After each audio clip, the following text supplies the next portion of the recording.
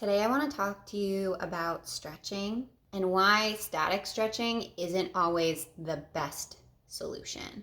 So, most of you are familiar with a static stretch, even if you don't know that it's called a static stretch. These are the stretches where you are basically pushing your muscles to the edge of their current length. So, an example would be this figure four stretch where I'm placing my ankle over my knee and I'm just sitting here. There's no other activity happening other than a nice stretch through my hip. And I just hold this stretch for as long as it feels good. I breathe. I allow the stretch to kind of deepen and expand over time. And don't get me wrong, a static stretch can feel really good, but it's not always your best course of action. So one of the reasons why a static stretch might not work for you is your muscles aren't warm. So static stretches really work best after exercise or after you've already warmed up and used your muscles. So if you're just waking up cold out of your bed and you stretch, there is a chance that you could pull a muscle. There's a chance that you could feel pain at like one of your joints and you wouldn't be able to get as deep of a stretch.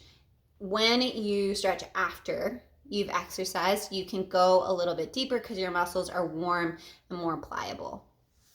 And then there's the people who are hypermobile. When you're hypermobile, you really easily reach the edge of the length of your muscle.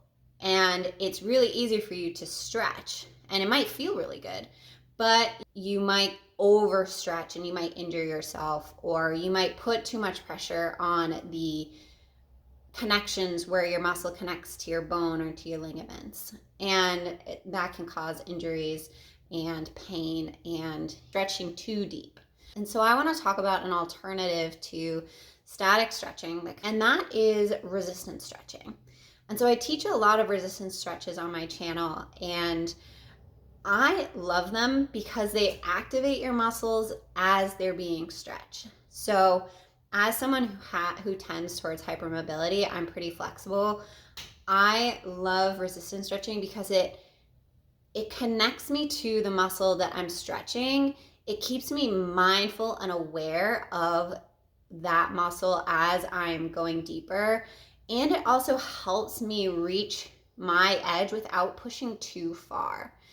And resistance stretching is also good for people who are just generally tight and tense and need to increase the length of their muscle, because static stretching doesn't increase the length of your muscle. It brings you to the edge of your current length.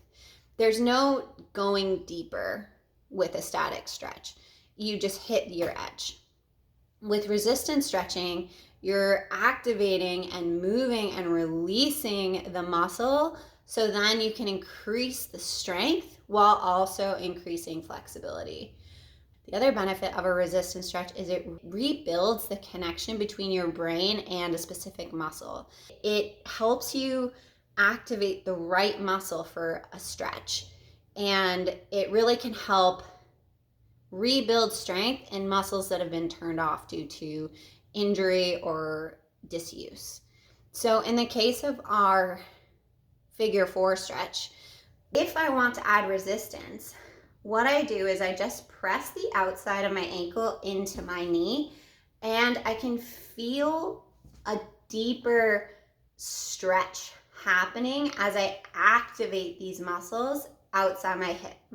And then after a few breaths of holding resistance, I can release, and I feel the stretch go a little bit deeper than it did originally. My point isn't to say that static stretching isn't helpful and that it doesn't feel good.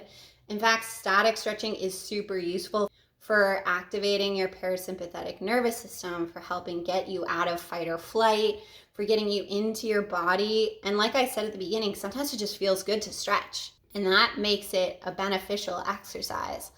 But if you're trying to stretch to increase your flexibility, if you're trying to find safe stretches so you don't pull your muscles, if you're hypermobile and you are trying to find your edge without going over the edge and stretching too deep, resistance stretching is a great way to add awareness to your stretching to help you build strength in some of your muscles while increasing flexibility. And in a lot of my videos, I tie these resistance stretches to the meridians because these meridian lines run down through your body through specific muscles. And by activating those muscles through these resistance stretches, you can kind of play with moving the energy through your meridians as well. And I know that this is a lot to take in. This is something that has been a game changer for me in terms of increasing my body awareness, increasing my strength and flexibility, and reconnecting me to my physical body and the energy and the movement of energy in my physical body. And so that's why I teach these exercises. Let me know if you have any questions about resistance stretching. Let me know if you want some examples of how to add resistance to your stretching routines, certain exercises or muscles that you'd like to add resistance to. And stay tuned because I'm going to create a video about the benefits of fascia release in relation to stretching as well. As always, thank you so much for watching, and I'll see you here again soon.